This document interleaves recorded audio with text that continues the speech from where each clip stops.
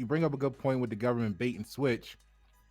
I did the video. We're both in North Carolina. This is kind of like a conversation of East Side North Kakalaki and West Side North Kakalaki. You're in Raleigh. I'm out in Raleigh area. I'm out here in the Charlotte, in the vicinity of Charlotte. So, with that, I just did a video recently on the fact that North Carolina fell in the overall freedoms ranking Uh-huh. from 13th to 24th.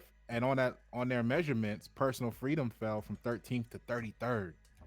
And what I was able to pinpoint in that video was how, just like you said, you asked for bridges and industrialization and education funding, right? Infrastructure funding, and this is how they were able to manipulate the personal freedoms and it dropped as a success of that.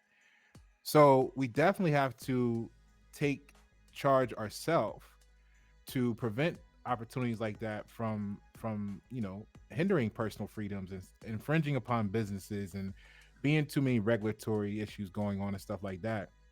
At the same time, though, I think you bring up a good point about because I'm American and I look at DC and all that as the United States as two separate entities, America and the United States. But ultimately, you know, you spoke on some great things, and I think where we're at right now is, far as relationship marketing, there's this thing called customer loyalty program. So Sabor Latin Grill, or give me $10 off after so many purchases with them, or Domino's gave me a free pizza, and as a part of a rewards program, actually encourages repeat business, right?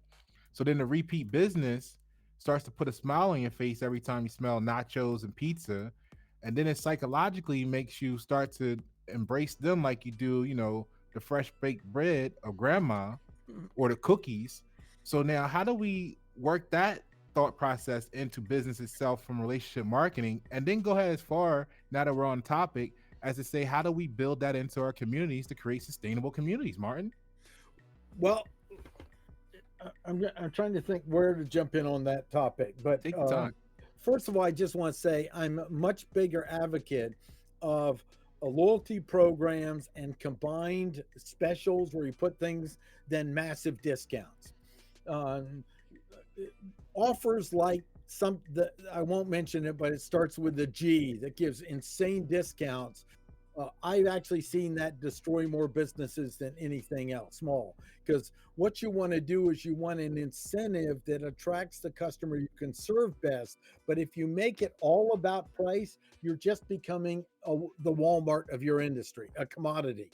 And this is important in all aspects of it. If it The one thing in a small business is you've got to get what is the added value that stands beyond just price. Not that people don't care about price and everything else. That's why we have the loyalty programs of others. I'll give an example: a small ice cream shop in Bellhaven, and I know the guy, the person, and the family owns it. And I went in there, and he goes, you can buy cheaper ice cream. But what you can't get is someone that smiles, someone's here, a little place to sit down and get away from your work and talk to us. We have an assortment of some chocolates you just don't find anywhere else. And they really understand the added value experience people get even in this little shop.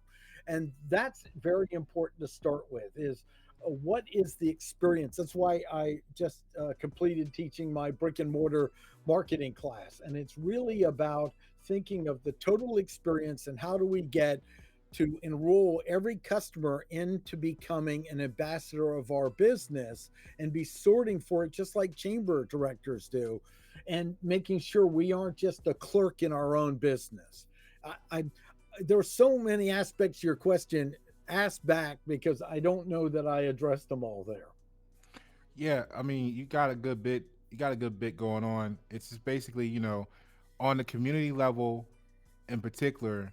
Now that you've covered some of the business side, how do we install or instill that loyalty program between, in particular, in between the local businesses that we need to enrich and invest and enroll into wholeheartedly, so that they can grow in the community and become the lifeblood of the community, so that the community can be sustainable? Because I think what we're witnessing is a distrust on some levels.